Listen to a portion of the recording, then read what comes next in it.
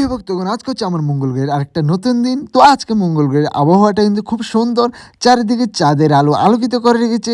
আর তাই আজকে একটা ফানি ভিডিও একটা সামাজিক ভিডিও শ্যুট ছিল, তাই শ্যুটটা করতে চলে গেলাম। আর আমরা শ্যুট করতে যে কত কষ্ট করে শ্যুট করতে হয় এটা দেখে নাও। আর এই আমাকে কালুটনকে ক্যামেরাটা ধরতে দিয়েছে, আর ওর তো ক্যামেরা নিয়ে পালাচ্ছে। বাবা রে বাবা, আজকে এই ভিডিওটা করতে করতে পুরো সময়টাই চলে গেছে। এই ভিডিওটা করতে গিয়ে যে কত সমস্যা পড়লাম। এই যে দেখো, আমার বাইকটা এখানে উল্টে গেল, আসলে উল্টে যায়নি, এটা একটা ভিডিওর পার্ট ছিল। আর এখানে কালুটন বলছে হে হোয়াটসঅ্যাপ। তারপর একটা ছোট ভাই ব্রাদার্সকে নিয়ে একটা শ্যুট করলাম। তারপর শ্যুট টুট করে শেষ করে এখানে এসে হঠাৎ করে একটা মঙ্গল গ্রহের প্রাণীর সাথে দেখা হয়ে গেলো, হে হোয়াটসঅ্যাপ বলেও চলে গেল। তারপর এখানে দেখি কিছু কিছু মঙ্গল গ্রহের প্রাণী কি জানি একটা খেলা করছে, তাই আমি চলে আসলাম তাদের সাথে একটু আড্ডা দিতে।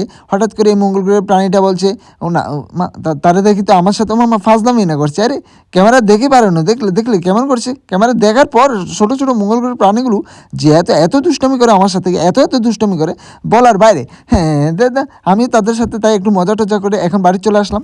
আবার স্নান করতে হইব, ঠান্ডা আকাশের সূর্য মনে ঠান্ডা।